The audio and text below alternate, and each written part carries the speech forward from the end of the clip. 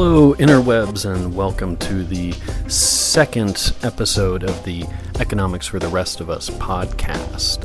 Thank you for tuning in. Today we are going to discuss the unemployment rate.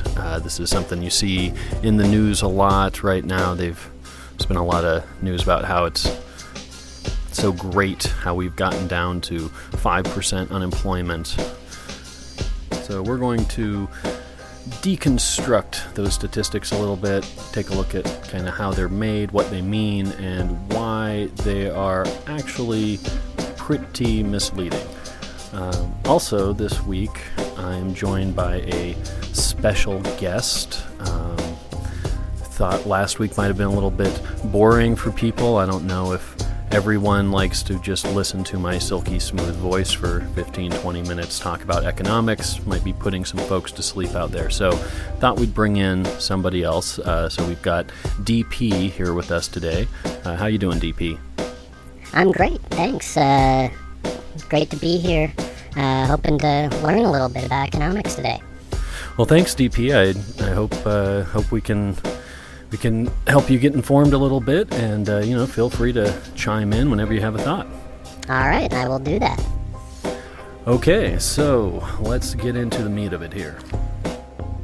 The unemployment rate that we see in the news, it's calculated by figuring out how many people have jobs and then figuring out how many people don't have jobs. And that is what the unemployment rate is all about. Who has a job and who doesn't have a job. And that's what the percentages that were shown in the news are meant to indicate, obviously, right? Yeah, 5% unemployment means 5% of people don't have a job. But if you look into what exactly a job is, how it's defined, it's a little bit surprising, actually. When the Bureau of Labor Statistics, that's the government agency that actually calculates these unemployment statistics, when they survey people to find out what the unemployment rate is, they count anybody as having a job as long as you work at least 1 hour per week and make at least $20 per week for that labor. Are you kidding me? Yeah, I know, it's crazy, but that's actually how they define a job: 1 hour per week and at least $20. That is fucking insane. Hey, this is a family-friendly show. We're trying to keep it that way anyway, so watch the language over there, DP. I'm sorry. I'll try to restrain myself, but that just seems crazy that you would count somebody as being employed if they only work for an hour a week. Obviously, if you only work for an hour a week, you're not employed, you're homeless, right? Well, yeah, right. I mean, that's what you would think. But it would seem that, maybe the people putting together the statistics are trying to pad the numbers a little bit, maybe make things look a little better than they actually are. Yeah, that seems like something that could be going on. I think it's probably pretty likely. Just to kind of maybe expand a little bit on how ridiculous this is. What this means, our way of defining what a job is that we could get rid of employment. We could have a 0% unemployment rate. Super easy in this country. All we would have to do is have everybody pair off. Everybody who doesn't have a job, pair off. You and somebody else doesn't have a job, get together. We'll give you $20. A sweet $20 bill. First, give it to one guy. That unemployed person hands the $20 bill to their unemployed person next to him and hires them to, maybe be their personal assistant for an hour or so. Just walk around, follow them around, open up doors for them. And then after the hour's over, the second unemployed guy who just got the $20 turns around, hands it to the first guy, who then follows him around and is his personal assistant for an hour, opens up doors and whatnot. And bingo. Do that once a week, and we have a 0% unemployment rate in this country. I don't know why nobody has thought of this before. I don't know either. It seems like a great idea.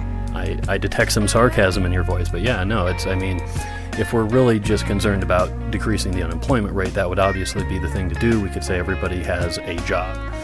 Of course, that wouldn't solve the problem of people being poor, not having enough work, not being paid enough for the work that they're doing, sometimes not being paid anything for the work that they're doing.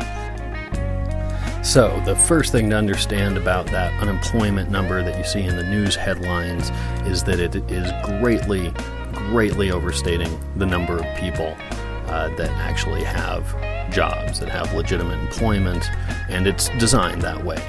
That's the first thing to get. And that number, by the way, it's what we refer to as the headline unemployment rate, right? What they put in the headlines. It's about 5% right now. And that number comes from what the Bureau of Labor Statistics, they call it U1 unemployment, right? So they have a number of different unemployment measures, and the one that they report is, of course, the U1 measure, which counts everybody who has at least 1 hour of work per week as being employed. They have, I don't know how many, maybe at least half a dozen different measures of unemployment. The one that comes closest to what we probably think of as an actual unemployment number is called the U6 rate. And that includes people who don't have enough work, they can't get enough hours, they're not making enough money to make ends meet with the amount of work that they have available to them. And what is that U6 unemployment rate, just out of curiosity? Oh, thanks for asking, DP. It's about 10%. It's been hanging out there for a while, 9.9% as of March 2016. Wow, so it's double what they report. Yeah, that's right. It's about double. That is just so wrong. I totally agree with you on that one. It is wrong. That's why we're doing this podcast, trying to let people know what the reality is behind the headlines. Another thing to understand about the unemployment rate is who's not counted in it.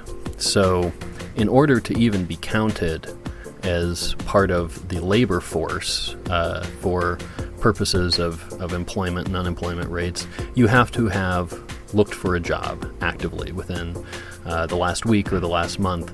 If you've given up looking for a job, if you haven't actively gone out and filled out any applications or submitted any resumes, you're not even counted as being in the labor force. So what we would call the discouraged unemployed, people who have figured out that it's not really beneficial for them to spend all their time trying to compete for jobs with 500 other people and jobs that often would not even pay the bills.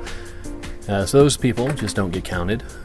That's actually pretty common knowledge and a common criticism. But you don't often hear mention the fact that prisoners, for instance, don't get counted as unemployed, even though they're obviously not working. You're not working when you're in jail. Although that's actually not true, because you are working often enough, doing one task or another at the prison, and often for the benefit of some corporation. I remember prison blues, blue jeans, I seem to recall, were made by prisoners. It's apparently a big selling point for them.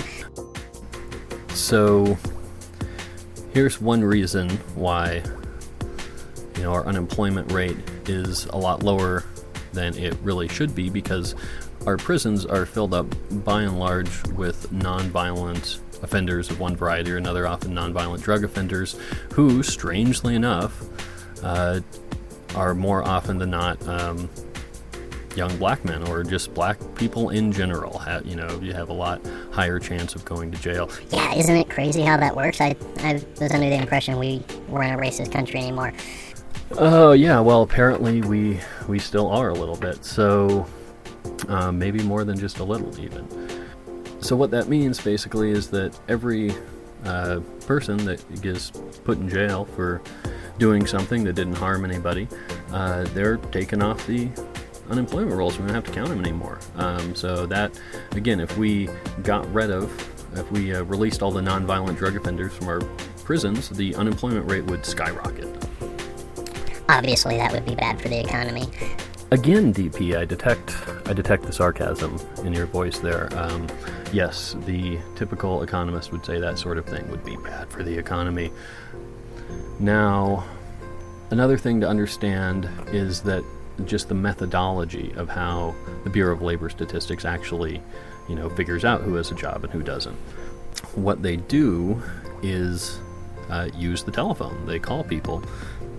And I actually personally used to do telephone surveys for the Bureau of Economic Research here at the university in the undisclosed location where we are recording this. And so I'm familiar with the process of how it goes. Our method was just to computer generate a bunch of random phone numbers, just random strings of digits, and then give them all a call. And the ones that worked, you tried to survey people, and that was the randomization procedure. And I'm pretty sure it's very similar for what the BLS is doing.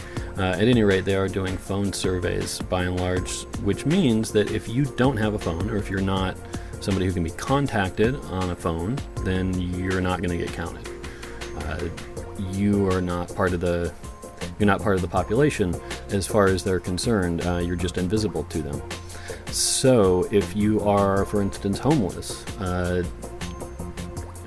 even if you have been looking for a job, say you're homeless and you've been out there filling out your job applications trying to better your situation, but the Bureau of Labor Statistics doesn't count you. You're not part of the population. So to the extent that we have people in this country who cannot be contacted on the phone, none of those people are being counted in our unemployment statistics, just because of the methodology that we have to use to actually try to get this sort of data. So just that reason, you'd guess that we're probably understating the unemployment rate on that alone, that the sample that we're getting from the population that they're getting is biased towards relatively more well-off people who have phones and can keep them on all the time. I know a lot of poor people who, often, might be 1 or 2 days that the phone shut off before they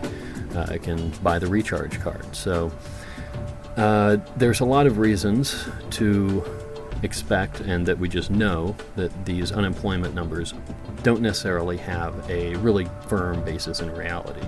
Sounds like they don't have any fucking basis in reality. DP, again with the language, I'm going to have to ask you, seriously, man. Seriously. All right. I don't want to have to beep this stuff out, but, if you keep it up.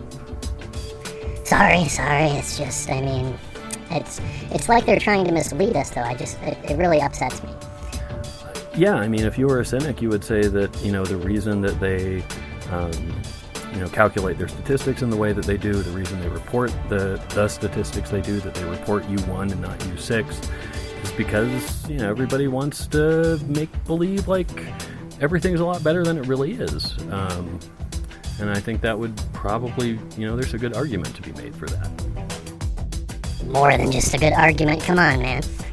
Well, at least a good argument to be made for that. And, how this shows up in our political discourse, our social discourse, and our media is we end up with claims that the economy recovered, for instance, after 2008, that we had replaced all of the jobs within just a few years. And that, technically is true. We lost a whole lot of full-time jobs that had good wages and paid benefits during 2008, and then we replaced those with a bunch of part-time jobs that had lower wages and no benefits. And so while, yes, we did replace the actual number of jobs in the economy within a couple of years, it was only just recently, within the last couple of months, that we actually replaced the number of full-time jobs that we had lost. Now that's, again, trying to make things seem like it is. So, the Obama administration has been crowing for some time that they, we've recovered all of those jobs, and it's only true if you count 1 hour per week jobs as being the same as a 40-hour per week job. Which is obviously ridiculous. Which is obviously ridiculous. So we need to be aware of this. That's why I'm doing this whole podcast, just so people can, hopefully get a little bit more information and kind of be a little more, or a little less naive, maybe, or a little more hip when you're reading about the economy. And understand that just because, the newspaper has been telling you that the unemployment rate has been going down, for the last couple of years doesn't necessarily mean that things are great for everybody. Another thing that we need to mention about the unemployment rate is that it covers up a lot because it's an average for everybody in the whole country. And obviously, some places are doing a lot better than others. There was a recent article that I read that pointed out that in certain areas of the country, the unemployment rate is 50%. 50%, 10 times what the reported national average is. So if you live in one of those areas, where the factory shut down and the mill moved away and everybody lost their jobs and nobody had enough money to move and now things are really bad, that 5% national average unemployment rate means nothing to you. In fact, I'm reporting that as something that should be, applicable to everyone. And if you're in one of these horrible situations that, you should suck it up because the unemployment rate's only 5% is just insulting. It's super insulting to those people. So we need to really be aware that those unemployment statistics, they're like a mankini. You know a mankini? What's a mankini? Tell me what. It's like a bikini. You know a bikini? Oh, I know bikinis. Okay, so it's like a bikini for a man, right? A thing about a mankini, it shows you a lot. It only shows you the things you're not really interested in. It covers up, the important stuff, which is what unemployment statistics really do. Is they tell you something, but really the things that we should be interested in, the really important stuff, they're keeping hidden. They're keeping that package tucked away. That is a really, really disturbing metaphor you just came up with there. Why, thank you. I pride myself on my disconcerting metaphors. Anyway, I think that's going to wrap it up for us. Thanks for coming by, DP. Well, thanks for having me. And hopefully you tune in next week and we'll have another edition of the Economics for the Rest of Us podcast. Hey, man, come here for a second. Let me ask you something. Oh, what's up? Hey, I was just wondering, what's this groovy music we've been listening to? Oh, I'm glad you asked. This is actually a bunch of stuff I found on a pretty cool website called dig.ccmixter.org. That's dig.ccmixter.org. It's a sweet website with a bunch of music that is free to use, but if you want to use the music, you do have to give some credit where credit's due to the musician. So I'll just let everybody know. The first song that we heard was Grapes by Jay Lang. Next one was Gargantua by Admiral Bob. That sweet blues guitar there. Then we had Drops of H2O, the filtered water treatment by Jay Lang. Funky Deep by Cornerstones. And finally, The Garden of Forking, another one by Jay Lang that we're listening to right now. So I think we'll turn it up a little bit and let it play us out. Peace out. Peace.